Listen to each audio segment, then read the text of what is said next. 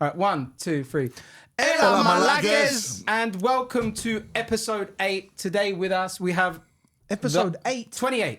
28. That's how worried I am. So today we have Stilks with us.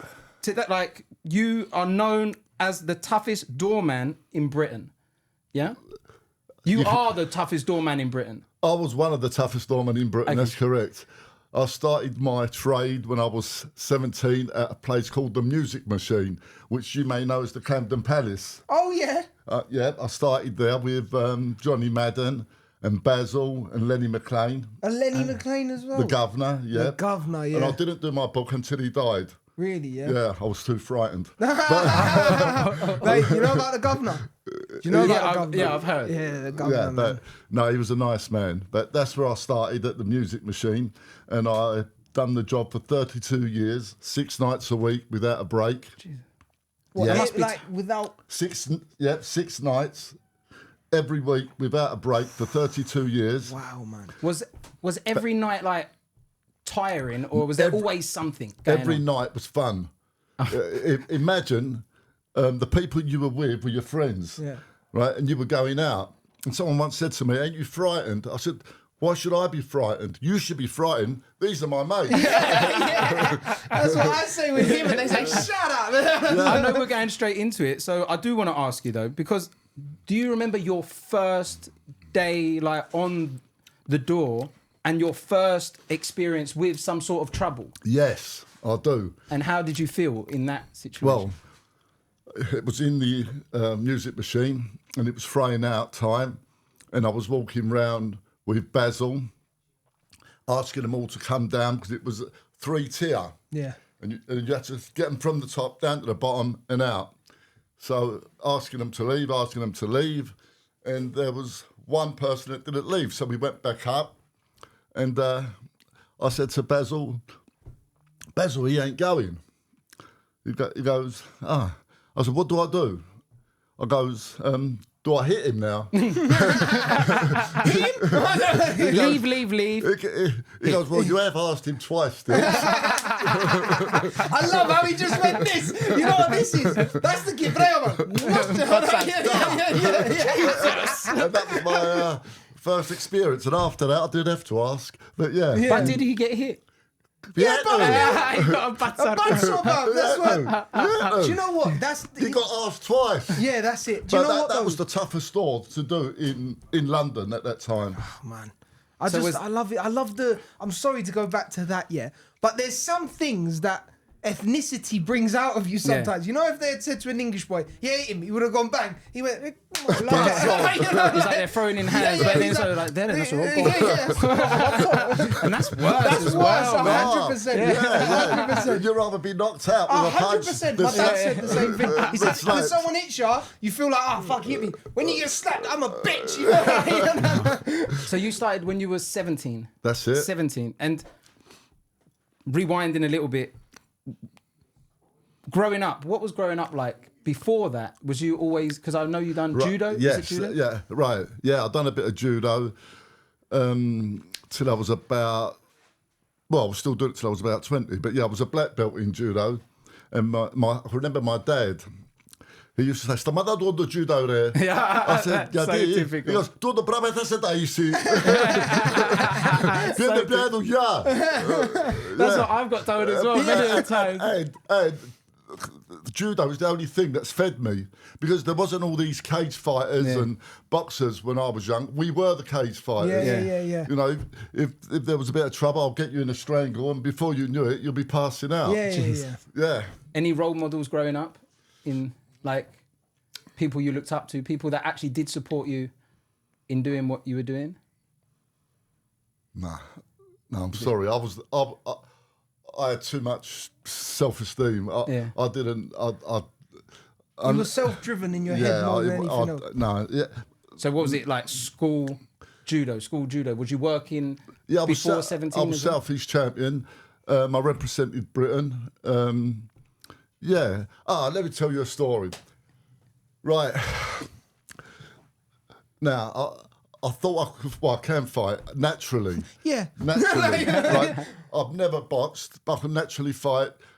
So I go to St Peter's Youth Club, and I start doing a bit of boxing. After about 5 sessions, the instructor, Pat, goes, come and box this young lad here. So I think to myself, okay, he obviously wants me to teach him a lesson because I've taught all the others a lesson, right? And I've only been boxing, 5 weeks. So he wants me to teach this kid a lesson so he doesn't go on the streets and become aggro. Yeah. So left, bang. Left, he punches me on the nose. I think, what's going on? I've never watched. This ain't normally how it goes. So I've gone bang, bang, bang. He's only 15. Yeah. I'm 17. Why is he punching me on the nose? So I've taken the gloves off, thrown them on the floor. I've gone, Pat, this ain't for me. I can't box. I said, every time I throw a left, he punches me on the nose. He goes, oh, all right, Stilks. Anyway, so I've never done it again. Anyway, I'm now 19. It's a Saturday at home, and I'm watching telly, ITV. And on it comes on a boxing bout, and it says, Les Stewart from Woolwich fighting for the world title. You boxed Les Stewart? No, he boxed him. That's who you were sparring with. He was 15. Oh my God. I was 17, but I didn't realise how good he was. And if it wasn't for him, Pat put him in to teach me a lesson. I was never teaching him a lesson. He went, don't worry, I got it back. I never got it. But at 19, I got it. I got the message. He was teaching me a lesson for, knocking about all the other kids. Oh. But listen, just to say that he's only ever lost a sparring against someone who fought for a world champion. It's not bad. It's not bad. It's a good record, bro. Yeah. and that was the end of my boxing career. But there you go. I want to know the scariest moment. Can we say the scariest moment? Because obviously we know potential movie. Wait, let's drop back quickly because I want to. Because obviously you was first generation Cypriot who was born in London. That's correct? it. So my dad's was first generation when he was born in London. Did you because when I had my dad on here, he said that he felt there was a bit of racial tension when it was the first, because you were the first sort of integrated Cypriots that come in. Right. Listen, I went to school, and when I went to school as a young kid, I was the only foreigner. I was the only one. Look, he's a foreigner. Everyone having a go at me. My mum used to give me olive bread, and they say, look, he's eating cat's eyes. Yeah. Yeah, but now look at them. Now they're like, Tzatziki, Zero. Everyone goes, Everyone likes the Cypriots. Now we're all to get... Do you think that sort of is where it come from a bit, where you got a bit toughened up and a bit like... Yes, definitely. Thicker skin. Yeah, listen. Being bullied, toughens you up. If you could later on use it against others, because bullies have never been used to being hit in the face. Yeah, and when you hit a bully in the face, they go, fuck, what's happened? He's hit me. I've never been hit before. Yeah. But being bullied, you're used to it. You can take it all day long. You know what it's like. When you're on the door, I did hear one of your other podcasts that you were saying you guys decided what day it was, what people could wear. How did that conversation go down? Now you got jeans on, out. Right. I'll tell you what happened. Right. I worked in the first pub that was called a venue pub. It was done up like a nightclub, right? And you had to pay to get in. It was like a nightclub, all done up like a nightclub. It was the first venue pub, and you had to pay to enter. And the queues were massive, and it only held about 300. So there will be queues from early on outside. So there'll be 4 of us on the door, and being head doorman, I would choose who was coming in. So I would go outside, walk up and down the line, and I would go, right, you, and you. And that was the girls. Standard. Yeah. Ratios and that. Go to the VIP bar, get a drink, and I'll be up in a minute. Go on. And anyone good-looking men wouldn't get in. But anyway. So it's just a load of meat and Peters in there. Like this, I'll be outside on the line. Everyone was done up to the bollocks. So now I had to fucking think about what I'm going to do. How am I going to turn them away? So I'd think, fucking hell. So I'm walking up and down. I thought, this cunt's got brown shoes. All the others got black. I said, sorry, no brown shoes today. He's like, when was that? Oh, You just make it up as it went along. Because I've known some like doormen in my time as well, but like when you go somewhere regularly, you just try and become friendly. So did you make like a lot of people that were regulars? Did they sort of know you by name at one point? You just like let them in, no matter what colour shoes they would wear. Or? No. You wouldn't let it get that. No. I don't make friends on the door. All right, no, I'm not there to make friends. So when I'm you're there on the door, to get paid. Yeah. And I'm front line. Remember, I'm front line. You know, as far as I'm concerned, there's 300 punters in there. And that there's all only want to get 4 of pissed us. and smack you if they can. You don't want to go, oh, fuck. Oh, this is Peter, don't hit him. Yeah, this is Laggy, oh, don't hit him. but don't oh, hit- that's his mate, don't hit him. Fuck it. Hit the lot of everyone's them. getting it. Yeah. That's when I run. So if That's when I run. I'm not going anywhere that you're on the door. Yeah. But the thing is, like, how do you... So when I'm on stage with a wig, I'm a different person, right? Yeah. I'm Stavros, yeah? Bravo. When he's on stage as Suvlagis, he's a different person. Yeah. When you're Stilks, like now, when you come home and we have some Suvla and we're talking, Yeah. how do you make the difference between that? Like, is it when you put your jacket and your badge on? Or In them days, as soon as I put that bow tie on, you're right, I was Doorman. soldier, front line. No one got in. You know, if you put me there, I was there to defend that pub, club, defend the landlord. No one got past me. I don't care if you're going to shoot me, which, you know, people said I'll be back to shoot you, stab you, crossbow, shots fired outside, front line, no one gets in. Once people think you're not holding that door right, they'll just come in and take over. Yeah. Yeah, I won't have none of that. Not. That's why you can't make these friends, or you can't back down. And that's when the old days, the person that was most respected in your area got the job to run the door. yeah.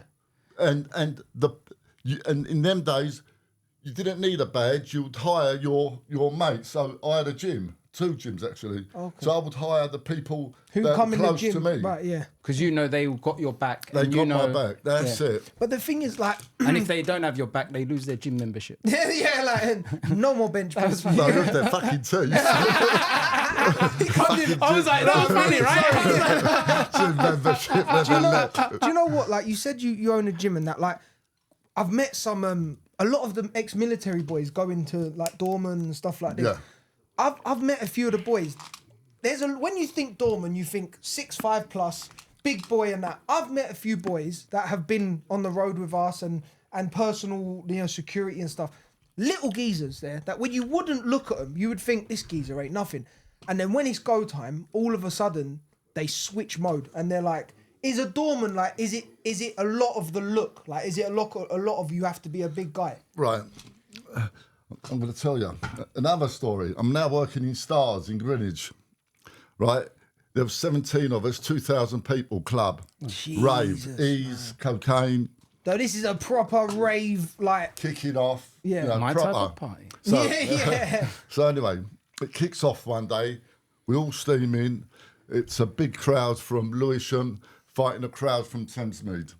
So we separate them, headlocks, we're throwing them out. I look round, big fella, Oris Notice, British champion, boxer, Rings a bell with the heavyweight, name.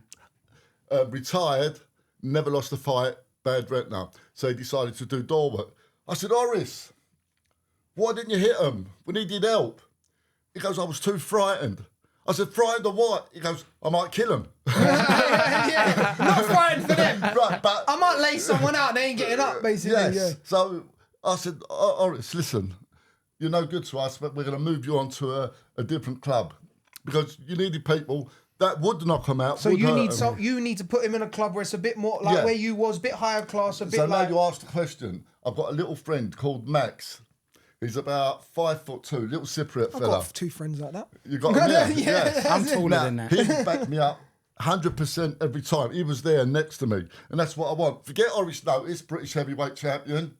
You want a geezer that, regardless of his size, He was there. Little Max. That's who you want next I like to you. I like the way you went. He was there next to me. Yeah. Do you know what? I've got 2 dogs, right? I've got a Cane Corso and a Jack Russell. and the Jack Russell is fucking mental. Like, he's Jack a Russell been the one that bite you. Yeah, So 100%. does it depend on, like, because obviously you sent the other guy to another more chilled place, but Yes. when it was a rave, you're not thinking get them out. You're thinking knock them out. Strangle them. That was Yeah. my favourite. Yeah, but like I'll other, show you, if look. it's No, please, please, no. He didn't even look. The hair just looked too up. He just played dead. He just played dead. Strangle.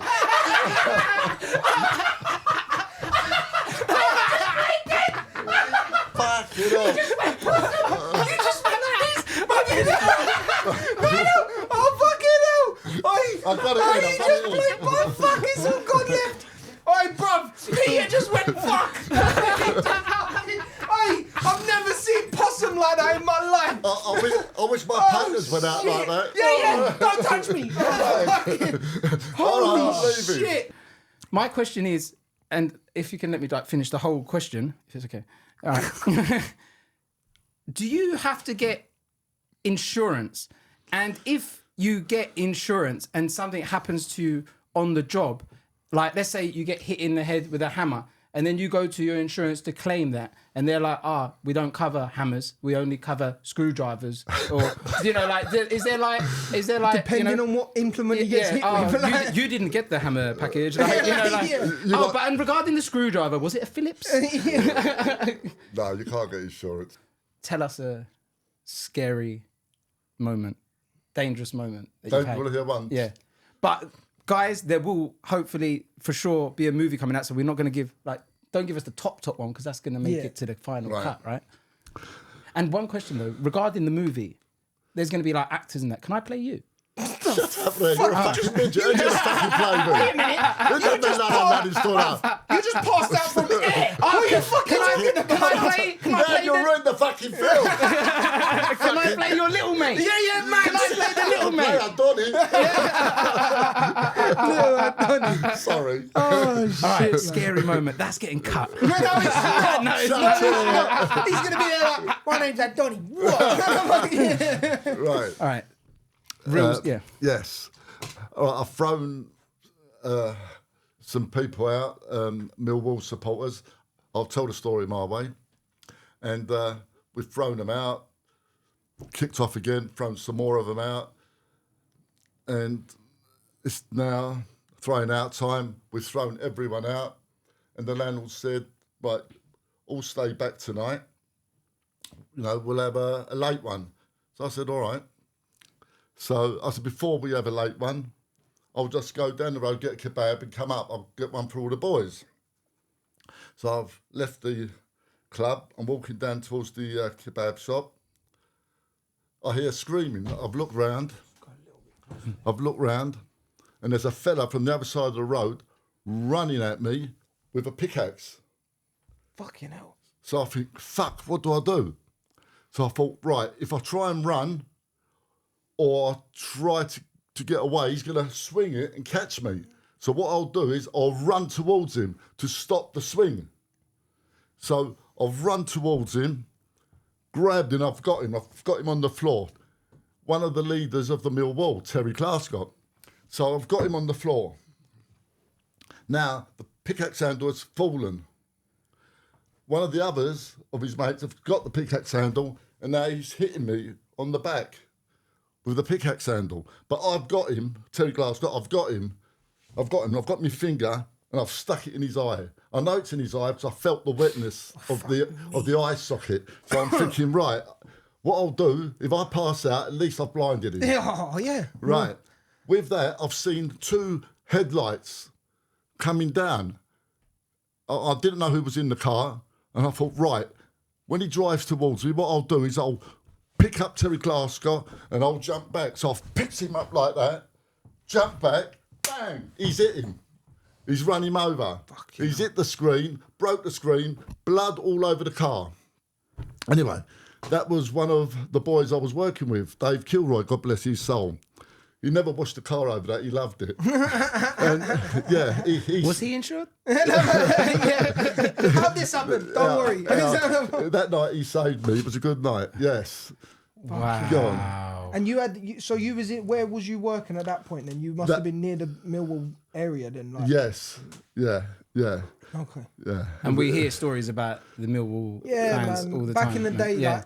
What was it? West Ham, Millwall, that's it. The naughty ones. Millwall would have the top dogs at that point. Yes, but I think I said earlier, Kaz Pennant, I'll send you a few photos of me and him together. Yeah, definitely. I was one of the original that went with Kaz right at the beginning, but I thought, what's all this fighting over a football? I'm not having this. I'm not going every week. You're not making money either. There's no money in it. Yeah. You know, the footballers are getting 200 grand a week. We're just kicking the shit out of each other for nothing. And I'm beating up the supporters. Yeah. Sometimes I don't understand football. Like, people get angry when they lose. Like, it was a possibility. Do you know what I mean? Could have only gone one of 3 ways. Do you know what I mean? The ball's round. Yeah, that's it. Yeah, win, you lose, your draw. Fuck off home. Do you know what I mean? Yeah. Did you ever meet the Craze? Yes, I've done one of the funerals, Reggie Cray's funeral. Yeah, because was that the people that come to them sort of funerals and stuff like that? It must have been a bit hectic. Listen, I was always well respected, and on that funeral, Dave Courtney wasn't allowed in. God bless. He's a lovely man. He's passed away, and me and him were close. I had to turn him away. The Lambrianos. See, look, no friends when you're on the job. That's it, mate. Like, well, that's what you look. Listen, if you're paying me, what are you paying me for? Yeah. I don't take the job. If you can't do it, don't take the job. Yeah, if you're too frightened to stand up and say no, then leave. Listen, mate, we can have a beer after this, but right now you got to go. Do you know what I mean? Yeah. The Lambrianos, Tony and Chris. Tony was a very good friend of mine. Chris. Is that Tony the Greek? They're both Cypriot, yeah. Is he the one that was friends with the Craze, though? Yeah, he was the one that rolled him up in the carpet. Yeah. And run out of petrol trying to dump the body. Yeah. Typical Cypriots. Yeah. I can't mother this shit, you know. You know he's too tight to fill the tank. He was like, no, the one down the road's cheaper. We'll go there. His yaya is like, where's the carpet? Yeah. She's walking, Tony, move.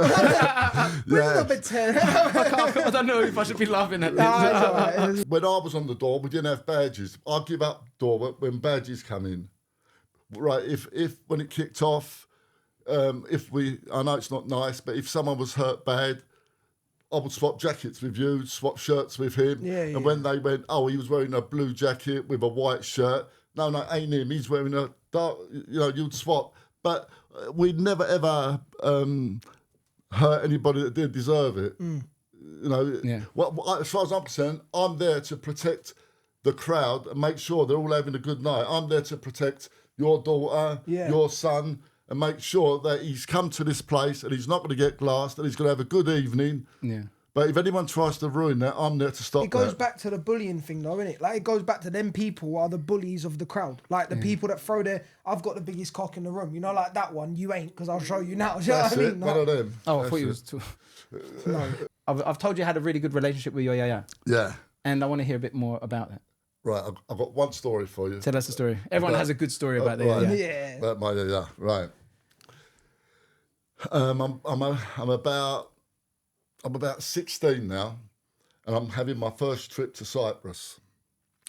So we're packing, getting ready, and she calls me into her room. She's living with us in England. And I say, "Inda brama yaya." She goes, "Elena Bendoliro." I say, "Yeah, dear." She goes, "Θέλω που να πάει στην Κύπρο να μου γράσεις έναν radio." So I said, "Ma yadi, έχει το Woolworths radio." She goes to me, "Ναι, μα τι να μιλούν ελληνικά." I swear on my life. Wow, that is brilliant. I'm making that into a video. And instead, do you know what? I do it with my ya's phone. I say, okay. You know, like, instead of going, you turn up. Okay. Can I steal that for my stand-up? I will quote you on that. That's brilliant. And to wrap it up, though, maybe... I think, like, what would you say to any other guys on the door? What message would you give to them to, like, sort of live by? Can it be a two-parter? Yeah. Because I'd like to say to you, the way the world's going, especially in London now, it's a scary, dangerous place, man. And I feel like a lot of the kids there are like feral dogs. Like, if you hit a dog enough, it's going to bite one day. And I don't feel there's enough people that are taking these younger boys and saying, listen, boys, this ain't the way you've got to go. like to try and nurture them and teach them the right way. You've been through a lot of shit in your life. So if you can tell the boys on the door how to do it, and then something for the kids to be like... But at the same time, the people... Am I right in saying that the guys on the door now, there's so many rules and regulations, they need to be careful what they do or what they say? It's not the same no more. Now, like I just said, you've got to wear a badge with your name on it. That you're not allowed to hit them. You have to try and escort them nicely. It doesn't work. And they know that you're not going to hit them. And they don't give a shit, And if you do get hit, someone pulls your phone out, films you, and you get fucking done for it. They take advantage of you. It's not a job to go into. And now I think it's £10 an hour. You do 4 hours, you get 40 quid. And you're risking your life for 40 quid. It's not worth... the job's not worth doing, and it's not the face of the area anymore. It's just anyone that does a course. Douglas and Doorman, look, he's got a badge. It's not a job to go into, but for the kids, stay away from drugs. We'll talk about drugs another day. Yeah, no, 100%. But just stay away from drugs. Go to school, get an education, and life will be easy. I think that was really good to end on. Nice, man. Thank you so much for coming. Thank you so much, man. Thank you for coming. Guys, that was episode 28. Thank you again for coming on. It was an amazing experience. He's going to go and put some ice. we'll definitely have you back on to talk about other stuff when you're next over. Thank you very much. I thoroughly enjoyed it. You know, love Cyprus. Love you two guys. Thank you, man. Thank you so much. When you come back, I want to see a big old handlebar. You'll see it. All right, I'm going to... You grow what? I need another 30 years, Gamoto. Do you like the way I said 30, that I'm 30? You're I'm old as basically. fuck. All right, out there. Thank you very much.